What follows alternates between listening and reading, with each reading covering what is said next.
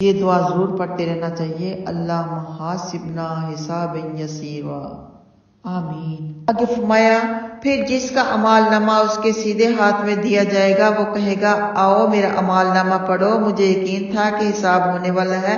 پھر وہ دل پسند عیش یعنی جنت میں ہوگا جس کے درختوں کے میوے جھکے ہوئے ہوں گے۔ کہا جائے گا ان عملوں کی وجہ سے جو تم نے گزشتہ زمانے میں کیے تھے مزے سے کھاؤ پیو اور موج اڑاؤ۔ تو جب دائیں ہاتھ والوں کو اعمال نامہ ملے گا، اللہ کرے کہ ہمارا شمار بھی انہی میں سے ہو، خوش ہو کر سب کو دکھاتا پھرے گا کہ یہ دیکھو میرا اعمال نامہ، اللہ اکبر، تو مسرت سے پھولا نہ سمائے گا۔ تو اس وہم و گمان میں بھی رہنا نہیں چاہیے کہ نیک عملوں کی وجہ سے جنت ملے گی، بلکہ اللہ کی رحمت سے، اللہ کے فضل سے جنت ملے گی۔ ہمیشہ اللہ کا رحم اور اللہ کا فضل مانگتے رہنا چاہیے۔ نیکیاں تو ہم نے کرنی ہی کرنی ہیں، لیکن اس غرور میں نہ رہیں کہ ہم نے نیکیاں کی ہیں ہم تو جنت کے حقدار ہو گئے۔ ہاں اللہ کا وعدہ ضرور ہے کہ نیکوں کو جنت ملے گی، لیکن ابھی زندگی باقی ہے، کہیں مرنے سے پہلے کوئی ایسا عمل نہ ہو جائے کسی سے کہ سب نیکیاں ضائع ہو جائیں۔ اس لیے اللہ کا فضل اور اللہ کی رحمت دنیا اور آخرت کے لیے مانگتے رہنا چاہیے۔ آگے فرمایا لیکن جس کا اعمال نامہ اس کے بائیں ہاتھ میں دیا جائے گا وہ چیخے گا کہ ہائے ہائے، کاش مجھے میرا اعمال نامہ دیا ہی نہ جاتا، کاش میں حساب سے بے خبری رہتا، کاش موت ہی آ کر میرا کام تمام کر جاتی۔ آج میرا مال میرے کام نہیں آیا، میرا غلبہ بھی مجھ سے کھو گیا۔ حکم ہوگا اسے پکڑ کر توق پہنا دو، پھر جہنم میں جھونک دو، پھر 70 گز لمبی زنجیر میں جکڑ دو، کیونکہ اسے عظیم معبود کا یقین نہ تھا، نہ یہ کسی کو محتاجوں کے کھانے پر آمادہ کرتا تھا، لہٰذا آج اس کا کوئی دوست نہیں اور نہ اس کے لیے پیپ کے سوا کوئی اور غذا ہے جسے گناہ گار کھاتے ہیں۔ اللہم اجرنا من النار، اللہم لا تجعلنا منہم۔ برے لوگ بہت پیشمان ہوں گے جبکہ ان کے بائیں ہاتھ میں نامہ اعمال آئے گا، ٹھنڈی سانس بھر کر کہیں گے کاش ہمیں ہمارا نامہ اعمال دیا ہی نہ جاتا اور ہم اس سے بے خبر ہی رہتے۔ بھرے مجمع میں ہماری پول کھل رہی ہے اور سخت رسوائی ہو رہی ہے، کاش ہمیں موت ہی اچک لے اور پھر زندگی نصیب نہ ہو تاکہ یہ بکھیرے دیکھنے ہی نہ پڑیں۔ بہت رسوائی ہوگی ان کے گناہ سب کے سامنے پیش کیے جائیں گے، سب کو اعلان کر کے فرشتے بتائیں گے۔ پوری دنیا میں پوری مخلوق میں رسوائی ہوگی ان کی، ہر چھوٹا بڑا گناہ، چھپا کھلا ظاہرہ باطنہ، سب گناہ سب کے سامنے ظاہر کر دیے جائیں گے۔ آگے فرمایا مجھے ان چیزوں کی قسم جنہیں تم دیکھتے ہو اور نہیں دیکھتے، بلا شبہ یہ قرآن ایک بزرگ رسول کا قول ہے، کسی شاعر کا قول نہیں، تم یقین نہیں کرتے، اور نہ کسی کہن کا قول ہے، تم نصیحت نہیں مانتے، یہ تو رب العالمین کی طرف سے اتارا ہوا ہے۔ تو قرآن پاک کو بزرگ رسول کا قول کہنے کی وجہ، بزرگ رسول یعنی محمد صلی اللہ علیہ وآلہ وسلم، قرآن کو بزرگ رسول کا کلام مجازی طور پر کہا گیا کیونکہ آپ صلی اللہ علیہ وآلہ وسلم ہی اس کے مبلغ ہیں۔ رسول کسی کا کلام ہی پہنچاتا ہے اور جو پہنچاتا ہے وہ رسول کا نہیں ہوتا، وہ رسول کی زبان سے ادا ہوتا ہے لیکن ہوتا ہے بھیجنے والے ہی کا، یعنی اللہ سبحانہ تعالیٰ کا کلام۔ کہ فرمایا اگر محمد صلی اللہ علیہ وآلہ وسلم ہمارے خلاف کوئی بات کرتے تو ہم ان کا سیدھا ہاتھ پکڑ کر ان کی شاہ رگ کاٹ ڈالتے، پھر ہمیں تم میں سے کوئی بھی اس سے روکنے والا نہ ہوتا۔ واقعہ قرآن ڈرنے والوں کے لیے نصیحت ہے، ہمیں خوب معلوم ہے کہ تم میں سے بعض اسے جھٹلاتے ہیں، یاد رکھو یہ جھٹلانا کافروں کے لیے باعث حسرت ہوگا۔ واقعہ قرآن یقینی طور پر حق ہے، آپ اپنے عظیم رب کے نام کی پاکی بیان کرتے رہیں۔ سبحان ربی العظیم، سبح بسم ربک العظیم، سبحان ربی العظیم۔ الحمدللہ، اللہ سبحانہ تعالیٰ کے فضل و کرم کے ساتھ سورہ حاقہ کا ترجمہ اور مفصل تفسیر پائے تکمیل تک پہنچا۔ اللہ سبحانہ تعالیٰ قبول فرمائے، غلطی کوتاہی معاف فرمائے، ہم سب سے راضی ہو جائے، ہمیں عمل کی غور و فکر کی توفیق عطا فرمائے۔ اس کے بعد ہے سورہ معارج، یہ ترتیب کے لحاظ سے 70 سورت اور نزول کے لحاظ سے 89 سورت ہے اور یہ مکی سورت ہے۔ اس میں 44 آیات اور 2 رکوع ہیں۔ بسم اللہ الرحمن الرحیم، شروع اللہ کے نام سے جو بہت مہربان نہایت رحم والا ہے۔ سأل سائل بعذاب बाकी लिलकाफिरीन लैसा लहू दाफी। एक साइल ने उस अजाब का सवाल किया जो साहिब मुरातब अल्लाह की तरफ से काफरों पर उतरने वाला है और जिसे कोई टालने वाला नहीं। चढ़ते हैं उसकी तरफ रिश्ते और रूहें एक दिन में जिसकी मिकदार 50,000 बरस की है। आप सब्र जमील से काम लें, ये अजाब को दूर समझ रहे हैं और हम उसे करीब ही देख रहे हैं। यहाँ पर आयत नंबर 4 में फरिश्तों के साथ रूह का जिक्र है। मुमकिन है रूह से मुराद हजरत जिब्राइल अलैहिस्सलाम हो और यह भी मुमकिन है कि जिन से रूह मुराद हो जो तमाम अरवाह इंसानिया को शामिल है, क्योंकि मरने के बाद रूहें आसमान पर चढ़ जाती हैं। जैसा कि हदीस से साबित है कि फरिश्ते पाक रूहों को आसमान से आसमान तक चढ़ा कर ले जाते हैं, हत्ता के 7वें आसमान पर पहुंच जाते हैं। ये इब्ने माजा की हदीस है। ये हदीस को मशहूर तो है मगर इसकी सेहत में कलाम है। यहाँ पर 50,000 बरस का जिक्र है। 50,000 साल वाले दिन से क़यामत का दिन मुराद है। कुफार के लिए तो 50,000 साल का दिन होगा, लेकिन मोमिनीन के लिए वो बहुत ही छोटा होगा। किसी ने इब्ने अब्बास रज़ियल्लाहु तआला अन्हुमा से पूछा कि 1,000 साल का दिन कौन सा है? फरमाया 50,000 साल का दिन कौन सा है? बोला मैं आपसे यही मालूम करने आया हूँ। फरमाया अल्लाह ने कुरान में इन दोनों दिनों का बयान फरमाया है और इनकी हकीकत उसी को मालूम है। मैं बिला इल्म के कुरान में कुछ कहना बहुत बुरा समझता हूँ। तो यहाँ से पता चला कि बगैर इल्म के आप तास के तौर पर किसी को कुछ नहीं बता सकते। जितना इल्म हो उतना ही बताएं और इल्म भी कुरान और हदीस के हवाले से बताएं। अगर आपको कोई भी कुरान और हदीस का हवाला नहीं मिलता तो आप अपनी तरफ से कोई मन गढ़ंत बात किसी को मत बताएं, चाहे कोई आलम ही हो। अपनी तरफ से आप वो फजाइल नहीं किसी को बता सकते जो कि आपको कुरान और हदीस से साबित ना हो। बहुत ज्यादा एहतियात की जरूरत है, क्योंकि आजकल ऐसी बातें बहुत ज्यादा निकल रही हैं और मुझे बहुत ही अफसोस होता है ऐसे लोग लोगों को गुमराह करते हैं।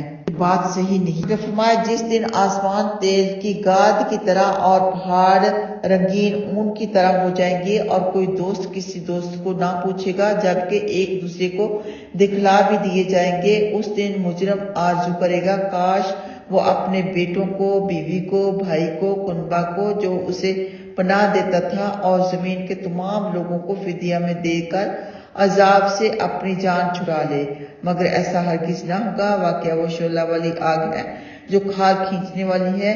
ये हर उस शख्स को बुलाएगी जो पीछे हटा था, जिसने हक से मुंह मोड़ा था और माल जमा करके संभाल कर रख छोड़ा था। माल को संभाल कर रखना जायज अमल नहीं है, यानी किसी जरूरतमंद को ना देना, अपने माल से बहुत ज्यादा मोहब्बत करना, हालांकि उस माल में बहुत से लोगों का हक है जो आप खुद ही मारे हुए हैं और अपना माल संभाल कर रखते हैं, उसमें से ज़कात भी नहीं निकालते और जरूरतमंदों का ख्याल भी नहीं रखते, तो ऐसा माल खौफनाक आग बन जाएगा। हदीस पाक में है कि माल संभाल कर ना रख, वरना अल्लाह भी तुझको संभाल कर ही देगा। आगे फरमाया देखो इंसान बड़ा काचदिला बनाया गया है। जब उस पर कोई मुसीबत आ जाती है तो घबरा जाता है और जब माल मिलता है तो कंजूस बन जाता है। बच्चे नमाजियों के जो अपनी नमाज पर हमेशगी करते हैं, जिनके मालों में मांगने और ना मांगने वालों का एक मुकर्रर हिस्सा है, जो जज़ा के दिन पर यकीन रखते हैं, जो रब के अजाब के डर से सहमे रहते हैं। वाकया उनके रब का अजाब ऐसा नहीं जिससे इंसान बेखौफ हो जाए, जो अपनी असमतों के बजस बीवियों और लोडियों के जिनके वो मालिक हैं मुहाफिज हैं, ऐसों पर कोई मलामत नहीं।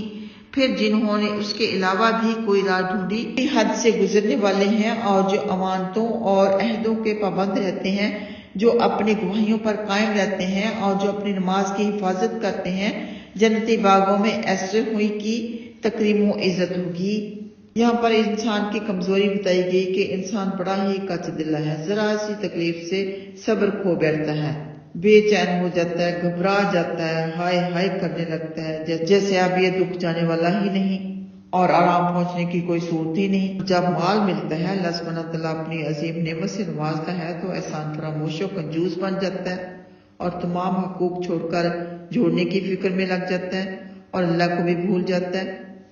نبی پاک صلی اللہ علیہ وآلہ وسلم نے فرمایا انسان کی بری خصلت اس کی انتہائی کنجوسی اور بزدلی ہے، بہت بری عادت ہے۔ مال خرچ کرنے سے، صدقہ خیرات نکالنے سے انسان کے مال میں اضافہ ہوتا ہے، انسان کے گناہ معاف ہوتے ہیں، آخرت میں بہت زیادہ اجر ملتا ہے۔ تو یہاں پر انعام فرمایا گیا ان کو جو نمازوں کی حفاظت کرتے ہیں، خشوع و خضوع کے ساتھ نماز پڑھتے ہیں، ٹائم پر نماز پڑھتے ہیں، اطمینان سے سجدہ رکوع کرتے ہیں، اطمینان سے قیام کرتے ہیں، سوچ سوچ کر سمجھ کر پڑھتے ہیں جیسے وہ اللہ تعالیٰ سے بات کر رہے ہوں۔ ان کے لیے بہشتیں ہیں، باغات ہیں، جنتیں ہیں۔ آگے فرمایا انہیں کیا ہو گیا کہ آپ کے دائیں بائیں سے گروہ گروہ بن کر مذاق کے لیے آپ کی طرف دوڑے چلے آ رہے ہیں۔ کیا ان میں سے ہر ایک کو یہ لالچ ہے کہ وہ نعمت والی جنت میں چلا جائے گا؟ کبھی نہیں، ہم نے انہیں اس چیز سے پیدا کیا جسے وہ جانتے ہیں، مشارق و مغارب کے رب کی قسم،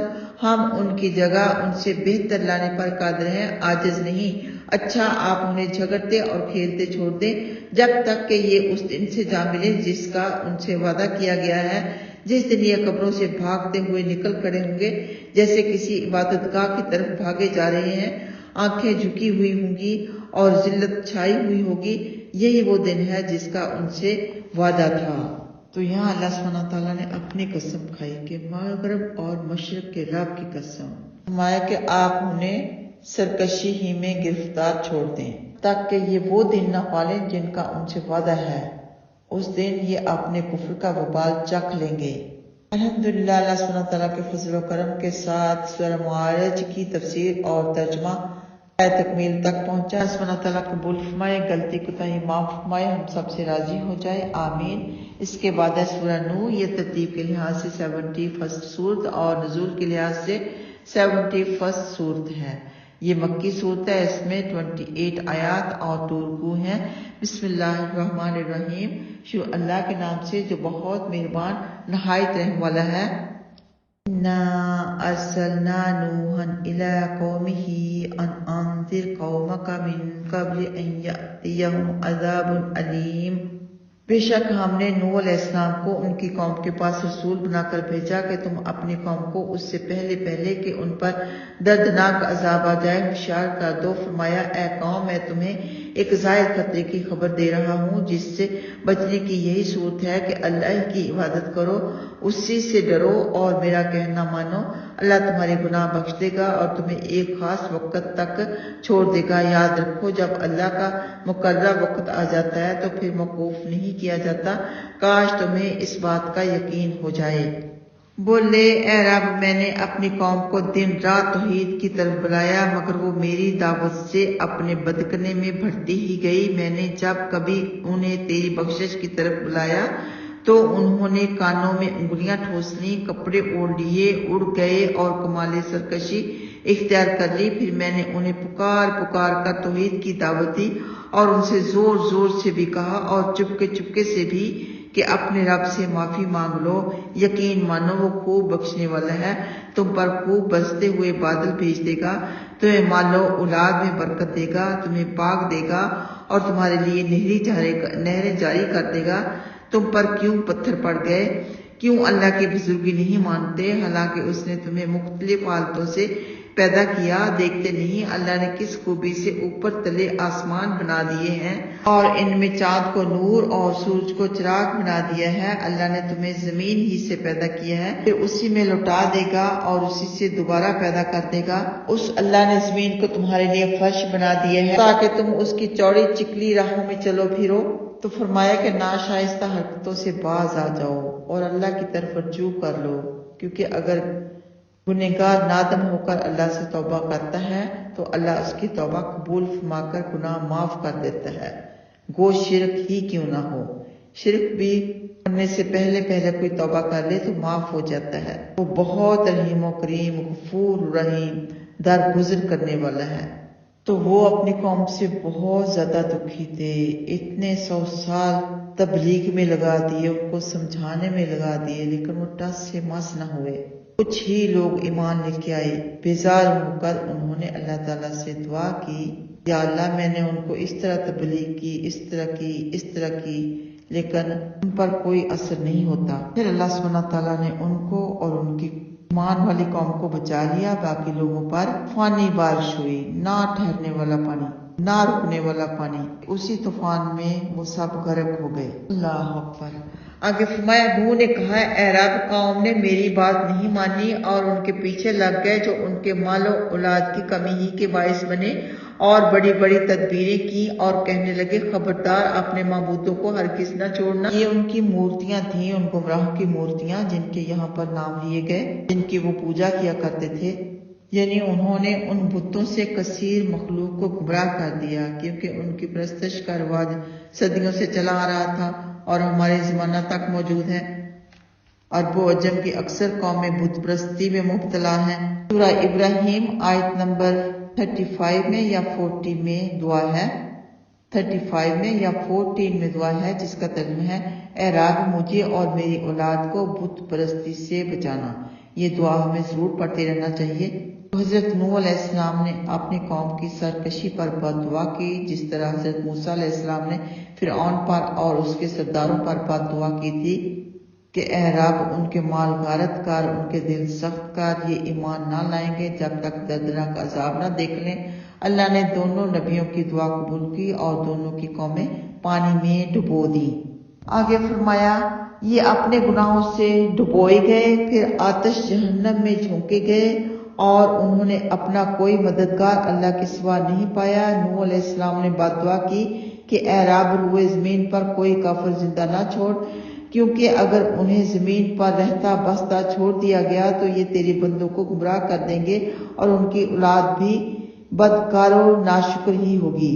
اے رب، مجھے اور میرے ماں باپ کو بخش دے اور اسے بھی جو مومن بن کر میرے گھر میں آیا، اور مومن مردوں اور عورتوں کو بھی، اور ظالموں کی ہلاکت ہی بڑھا دے۔ تو حضرت نوح علیہ السلام کی ہر مومن کے لیے دعا کہ جو میرے گھر میں آئے، یعنی میری مسجد میں آئے، آیت کے ظاہری عام معنی لینے میں بھی کوئی حرج نہیں۔ ہو سکتا ہے کہ آپ نے ہر اس شخص کے لیے دعا کی ہو جو حالت ایمان میں آپ کے گھر آئے۔ نبی پاک صلی اللہ علیہ وسلم نے فرمایا، مومن ہی کی صحبت اختیار کرو اور تمہارا کھانا متقی ہی کھائے۔ نوح علیہ السلام نے تمام مومنوں کے حق میں دعا فرمائی، خواہ زندہ ہوں یا مردہ۔ اس لیے اس قسم کی دعا میں نوح علیہ السلام کی اقتدا کرنا مستحب ہے، تاکہ ان آثار پر بھی عمل ہو جائے جو اس بارے میں آئے ہیں۔ پھر فرمایا، اے رب، انہیں اور بھی زیادہ سنگ دل بنا کہ انہیں ایمان نصیب نہ ہو، تاکہ دنیا اور آخرت دونوں جہانوں میں برباد ہی برباد رہیں، اور تاکہ ان کی نسل دوسروں کو گمراہ نہ کرے، یعنی ان ظالموں کا، گمراہوں کا بالکل ہی صفایا ہو جائے۔ الحمدللہ، اللہ سبحانہ تعالیٰ کے فضل و کرم کے ساتھ سورہ نوح کا ترجمہ، مختصر تفسیر پائے تکمیل تک پہنچا۔ اللہ سبحانہ تعالیٰ قبول فرمائے، غلطی کوتاہی معاف فرمائے، آمین۔ اس کے بعد ہے سورہ جن۔ سورہ جن نزول کے لحاظ سے 40 سورت اور ترتیب کے لحاظ سے 72 سورت ہے، اور یہ مکی سورت ہے۔ اس میں 28 آیات اور 2 رکوع ہیں۔ بسم اللہ الرحمن الرحیم، شروع اللہ کے نام سے جو بہت مہربان نہایت رحم والا ہے۔ قل اوحی الی انہ استمع نفر من الجن فقالوا انا سمعنا قرآنا عجبا۔ اللہ سبحانہ تعالیٰ فرماتے ہیں، اے نبی صلی اللہ علیہ وآلہ وسلم، آپ فرما دیں کہ میرے پاس یہ وحی آئی ہے کہ جنوں کی ایک جماعت نے قرآن سن کر کہا، ہم نے ایک عجیب قرآن سنا ہے جو سیدھی راہ بتاتا ہے، چنانچہ ہم اس پر ایمان لے آئے۔ ہم کبھی اپنے رب کے ساتھ کسی کو شریک نہ کریں گے، اور ہمارے رب کی شان بلند ہے، نہ تو اس نے کسی کو بیوی بنایا اور نہ اولاد۔ ہم میں سے بے وقوفوں نے اللہ کی طرف جھوٹی باتیں منسوب کر دی ہیں۔ ہمارا یہ خیال ہے کہ کبھی انسان اور جن اللہ پر جھوٹ نہیں بولیں گے، اور چند انسان ایسے بھی تھے جو بعض جنوں کی پناہ لیا کرتے تھے۔ انہوں نے جنوں کی سرکشی اور بڑھا دی، اور جیسا تم نے سمجھ رکھا تھا ویسا ہی انہوں نے بھی سمجھ لیا تھا کہ اللہ کسی کو دوبارہ زندہ نہیں کرے گا۔ فرمایا، اے نبی صلی اللہ علیہ وآلہ وسلم، آپ اپنی قوم کو بتا دیں کہ جن قرآن سن کر ایمان لے آئے، قرآن کو مان گئے، اس کے آگے جھک گئے اور اس کے بارے میں یہ رائے قائم کی کہ قرآن سیدھی اور کامیابی کی راہ سمجھاتا ہے، چنانچہ ہم اس پر ایمان لے آئے۔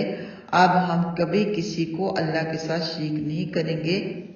اور سورہ الحاقاف میں بھی اللہ سبحانہ تعالیٰ نے فرمایا آیت نمبر 29-46، اور جب ہم نے جنوں کی ایک ٹولی آپ کی طرف لوٹائی تاکہ وہ قرآن سنے، پھر جب وہ آپ کے پاس حاضر ہوئے تو کہنے لگے خاموش ہو جاؤ۔ پھر جب قرآن ختم ہو گیا تو اپنی قوم کو ہوشیار کرنے چلے گئے۔ اس کے متعلق حدیثیں ہیں، سورہ احقاف کی تفسیر میں بیان ہو چکا۔ فرمایا کہ ہم نے آسمان ٹٹول کر دیکھا تو اسے سخت پہرے داروں سے اور شعلوں سے بھرا پایا۔ ہم آسمان میں اس سے پہلے باتیں سننے کے لیے جگہ جگہ بیٹھا کرتے تھے۔ آپ جو سنتا ہے وہ ایک شعلے کو طاق میں پاتا ہے۔ ہمیں معلوم نہیں کہ زمین کے باشندوں کو کوئی تکلیف پہنچانی منظور ہے یا رب کو ان کی ہدایت مقصود ہے۔ تو نبی پاک صلی اللہ علیہ وسلم کی بعثت سے پہلے جن آسمانوں تک پہنچ جایا کرتے تھے اور جگہ جگہ بیٹھ کر فرشتوں کی باتیں سنا کرتے تھے۔ اگر کان میں کوئی بھنک پڑ جاتی تو کہانوں سے آ کر کہہ دیتے۔ کہان ایک بات میں 100 جھوٹ ملا کر اپنے عقیدت مندوں سے کہہ دیتا کہ جب آپ کو مبعوث فرما دیا گیا اور آپ پر قرآن اتارنے کا اہتمام کیا گیا تو آسمان کی حفاظت کی گئی اور سخت پہرے دار جگہ جگہ متعین کر دیے گئے اور شیطان بھگا دیے گئے تاکہ آئندہ شیطانوں کے کانوں میں کسی آسمانی بات کی بھنک نہ پڑنے پائے، تاکہ قرآن چرا کر نہ لے جائے، ورنہ قرآن میں گڑبڑ ہو جانے کا اندیشہ تھا۔ انسان پر اللہ کا یہ خاص لطف و کرم تھا تاکہ اس کا معزز کلام ہر طرح سے محفوظ رہے۔ اسی وجہ سے جن کہہ رہے ہیں کہ ہم نے آسمان کا ایک ایک کونا چھان مارا، جدھر بھی گئے وہیں سخت پہرے داروں اور خوفناک شعلوں سے آسمان کو بھرا ہوا دیکھا۔ پہلے تو ہم باتیں سننے کے لیے آسمان پر جگہ جگہ بیٹھ جایا کرتے تھے، لیکن اب آسمان تک گزر بھی نہیں ممکن، دور ہی سے ہمیں شعلوں سے ہلاک کر دیا جاتا ہے۔ اللہ ہی جانتا ہے کہ اس نے مخلوق کے بارے میں کیا ارادہ فرمایا ہے۔ کیا ان سخت انتظامات سے ان پر کوئی عذاب آنے والا ہے یا کسی نعمت کا ظہور ہونے والا ہے؟ جنوں کا ادب و تہذیب دیکھیے کہ انہوں نے برائی کا فائل نہیں بیان کیا۔ اس میں ہے بشر لیس الیک، اے اللہ تیری طرف سے برائی نہیں۔ شعلے اس سے پہلے بھی پھینکے جاتے تھے لیکن اس کثرت سے نہیں جس طرح اب اہتمام ہو گیا۔ کبھی کبھی ایسا واقعہ پیش آ جایا کرتا تھا۔ آسمانی حفاظت کا کوئی نہ کوئی سبب ہے۔ جب جنوں نے کثرت سے تارے ٹوٹتے اور شیطانوں کو تباہ ہوتے دیکھا تو سوچا کہ آسمان کی اس قدر حفاظت کی گئی کہ اس کی کوئی نہ کوئی وجہ ضرور ہے۔ اس وجہ سے قریظ کا جنوں کی ٹولیاں دنیا کے گوشوں گوشوں میں پھیل گئی۔ ایک ٹولی وہاں بھی پہنچی جہاں اللہ کے رسول صلی اللہ علیہ وسلم صحابہ کو نماز پڑھا رہے تھے۔ اب انہیں معلوم ہوا کہ آسمان کی حفاظت کی یہی وجہ ہے۔ ان میں سے کچھ تو رسول اللہ صلی اللہ علیہ وسلم پر ایمان لے آئے اور کچھ اپنی سرکشی میں جمے رہے، جیسا کہ آیت احقاف میں ہے کہ بلا شبہ جب کثرت سے آسمان پر تارے ٹوٹنے لگے تو اس سے انسان و جن گھبرا کر تشویش میں پڑ گئے اور ان کو یہ خیال ہوا کہ شاید یہ انقلاب دنیا کے بربادی کے لیے ہے۔ اس رات شیطان بھی گھبرائے ہوئے ابلیس سے آ کر کہنے لگے کہ ہماری قوم کثرت سے تباہ ہو رہی ہے، آخر کیا بات ہے؟ بولا مجھے جگہ جگہ مٹی لا کر سنگھاؤ۔ پھر حجاز کی مٹی بھی آئی، سونگ کر کہنے لگا کہ مکہ میں نبی مبعوث ہوا ہے۔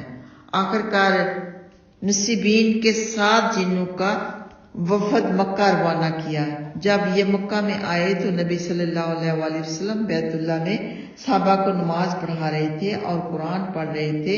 یہ بڑے شوق سے قریب آ کر سننے لگے اور آپ کے اس قدر قریب آ گئے کہ ان کے سینے آپ سے لگنے والے تھے، پھر مسلمان ہو گئے۔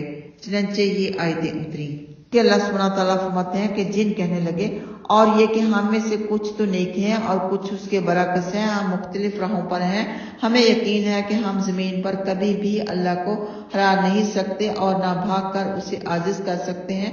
جب ہم نے ہدایت کی باتیں سنی تو ان پر ایمان لے آئے، پھر جو شخص اپنے رب پر ایمان لے آئے گا اسے نہ کمی کا خوف ہوگا اور نہ زیادتی کا، اور ہم میں کچھ تو مسلمان ہیں اور کچھ ظالم ہیں۔ پھر جو مسلمان ہو گیا اس نے رشد و ہدایت کا قصد کیا، اور جو ظالم بن گئے وہ جہنم کا ایندھن ہے۔ اور اگر یہ لوگ راہ پر قائم ہو جاتے تو ہم انہیں فراغت کے ساتھ پانی سے سیراب کرتے تاکہ اس سے انہیں آزمائے، اور جو شخص اپنے رب کے ذکر سے اعراض کرے گا اللہ اسے سخت عذاب میں ڈال دے گا۔ تو جنات میں بھی نیک بھی ہیں اور بد بھی ہیں، اور ظالم جنات، ظالم انسان یعنی کفار مشرکین آگ کا ایندھن ہوں گے۔ اللہم اجرنا من النار۔ آگے فرمایا اور مسجدیں اللہ کی ہیں، لہٰذا اللہ کے ساتھ کسی غیر کو نہ پکارو، اور یہ کہ جب کوئی اللہ کا بندہ اللہ کی عبادت کے لیے کھڑا ہوتا ہے تو بھیڑ کی بھیڑ اس پر ٹوٹ پڑتی ہے۔ آپ فرما دیں کہ میں اپنے رب ہی کی عبادت کرتا ہوں اور اس کے ساتھ کسی کو شریک نہیں کرتا۔ آپ فرما دیں کہ میں تمہارے نفع یا نقصان کا اختیار نہیں رکھتا۔ آپ فرما دیں کہ مجھے اللہ کے عذاب سے کوئی نہیں بچا سکتا اور نہ میں اس کے سوا کوئی جائے پناہ پاتا ہوں۔ میرا کام تو اللہ کی طرف سے صرف پہنچا دینا ہے اور اس کے پیغاموں کو بتا دینا ہے، اور جو اللہ کی اور اس کے رسول کی نافرمانی کریں گے ان کے لیے جہنم کی عذاب ہے، جہنم کی آگ ہے جس میں ہمیشہ ہمیشہ رہیں گے جب تک کہ اسے دیکھ نہ لیں جس کا ان سے وعدہ کیا گیا ہے۔ اس وقت جان جائیں گے کہ کس کا معبود کمزور ہے اور کس کی تعداد کم تر۔ یعنی جب اللہ کے رسول صلی اللہ علیہ وآلہ وسلم لوگوں میں توحید کا اعلان فرماتے ہیں تو کافر آپ پر دانت پیستے ہیں اور آپ سے الجھ پڑتے ہیں اور سب مل کر آپ کے مقدس دین کو مٹانے کی کوشش کرتے ہیں۔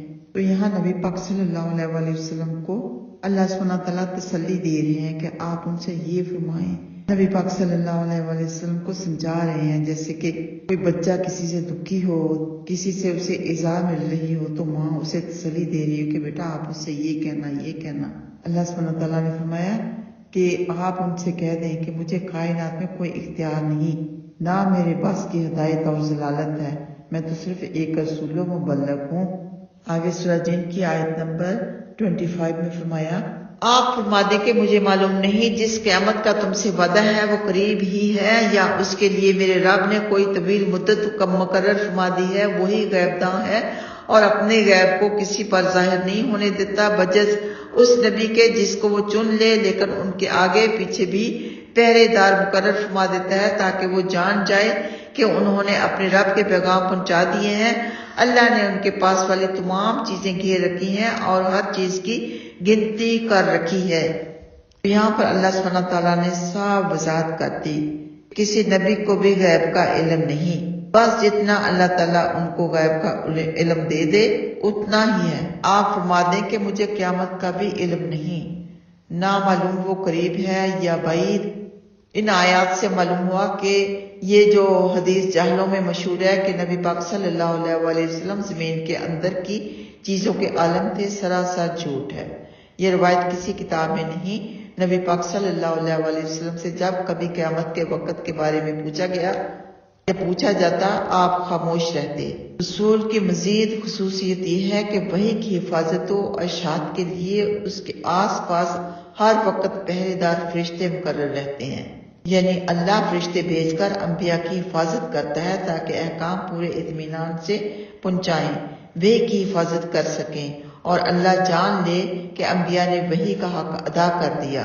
حالانکہ اللہ کو تو سب معلوم ہے، لیکن اس کے باوجود اللہ کا ایک قانون ہے اور یہ بھی کہ فرشتے گواہ رہیں۔ الحمدللہ اللہ سبحانہ تعالیٰ کے فضل و کرم کے ساتھ سورہ جن کا ترجمہ مفسر تفسیر پائے تکمیل تک پہنچا۔ اللہ سبحانہ تعالیٰ قبول فرمائے، غلطی کوتاہی معاف فرمائے، ہم سب سے راضی ہو جائے، ہم سب کو غور و فکر کی عمل کی توفیق عطا فرمائے، آمین۔ اس کے بعد ہے سورہ مزمل۔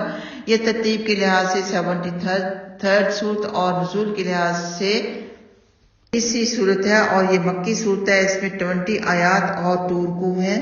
آگے ہے مجھے اور اسے چھوڑو جسے میں نے تنہا پیدا کیا، اسے بہت کچھ مال دیا اور حاضر رہنے والے بیٹے دیے اور بہت فراخی دی، پھر اس کی خواہش ہے کہ میں اس سے اور دوں، ہرگز نہیں، وہ ہماری آیتوں کا مخالف ہے، میں اسے جلد ہی سعود پہاڑ پر چڑھاؤں گا۔ اس نے سوچا اور ایک تجویز کی، غارت ہو کیسی تجویز کی، پھر غارت ہو کیسی تجویز کی، پھر دیکھا، پھر برا منہ بنایا اور تیوری پر بل ڈال لیے، پھر پیچھے ہٹا اور غرور کا اظہار کیا، پھر بولا یہ تو نقل ہے، یہ تو نقل کیا ہوا جادو ہے، یہ انسان ہی کا کلام نہیں، میں اسے جہنم میں ڈالنے والا ہوں۔ جانتے ہو جہنم کیا ہے؟ جہنم نہ باقی رہنے دیتی ہے اور نہ چھوڑتی ہے، وہ کھال جھلس دینے والی ہے، اس پر 19 فرشتے مقرر ہیں۔ پہلے سعود کے بارے میں تفصیل ہے کہ اب ہم اسے سعود پہاڑ پر چڑھائیں گے، جو اللہ کا فرمان ہے کہ حدیث میں ہے کہ ویل جہنم کی ایک وادی ہے جس میں کافر 40 سال تک گزرتا رہے گا مگر اس کی گہرائی تک نہ پہنچ سکے گا۔ سعود جہنم کا ایک پہاڑ ہے جس پر کافر چڑھایا جائے گا، 70 سال تک چڑھتا ہی رہے گا، پھر 70 سال تک اترتا ہی رہے گا، اس پر ہمیشہ کے لیے یہی عذاب مسلط رہے گا۔ تو یہ سعود سواد کے ساتھ ہے، یہ یاد رہے، آپ دوسرا سعود نہ سمجھ لیں۔ ایک تو سین کے ساتھ ہوتا ہے نا، سین عین واو دال، اس کا مطلب ہے بہت ہی بلندی والا، اور یہ سواد عین واو دال ہے، یہ جہنم کا ایک پہاڑ ہے۔ تفسیر میں ہے کہ ولید کی نمک حرامی کے بارے میں یہ آیت ہے۔ اللہ اس نمک حرامی ولید کو دھمکی دے رہا ہے کہ میں نے تو اسے دنیاوی نعمتیں دیں، لیکن اس بدبخت نے میرے احسانات و انعامات کا یہ بدلہ دیا کہ قرآن کا انکار کیا اور اسے انسانی کلام بتایا۔ پھر اللہ نے اپنی بڑی بڑی نعمتیں گنوائیں کہ جب پیدا ہوا تھا تو تنہا تھا، اس کے پاس مال تھا نہ ہی اولاد تھی، پھر اللہ نے اسے مال دیا، مالا مال کر دیا، ہزاروں اشرفیوں کا مالک اور بڑا ذمہ دار بنا دیا، لونڈی غلام اور نوکر چاکر دیے، غرض کے ہر قسم کے مال دے کر رئیس بنا دیا۔ 13 فرزند عطا کیے جو بطن میں رہتے تھے۔ یہ واقعہ ولید بن مغیرہ مخزومی کا ہے جو قریشی سردار تھا۔ ابن عباس رضی اللہ تعالیٰ عنہ کہتے ہیں ایک دفعہ ولید نے ابو بکر رضی اللہ تعالیٰ عنہ سے قرآن کے بارے میں پوچھا، آپ نے اس کے سامنے قرآن کی خوبیاں بیان کی اور کچھ آیتیں بھی پڑھ کر سنائیں۔ یہ کافی متاثر ہو کر اٹھا اور لوگوں سے بولا، حیرت کی بات ہے، ابن ابی کبشہ جو قرآن پڑھتے ہیں، اللہ کی قسم نہ تو وہ شعر ہے، نہ جادو ہے، نہ دیوانے کی بڑھ ہے، کلام تو اللہ ہی کو معلوم ہوتا ہے۔ جب لوگوں نے اپنے سردار کے خیالات بدلتے دیکھے تو فوراً مجلس شورا منعقد کی اور بولے کہ اگر ولید مسلمان ہو گیا تو سارے قریشی مسلمان ہو جائیں گے۔ کافی متاثر ہو کر اٹھا اور لوگوں سے بولا، حیرت کی بات ہے، ابن ابی کبشہ جو قرآن پڑھتے ہیں، اللہ کی قسم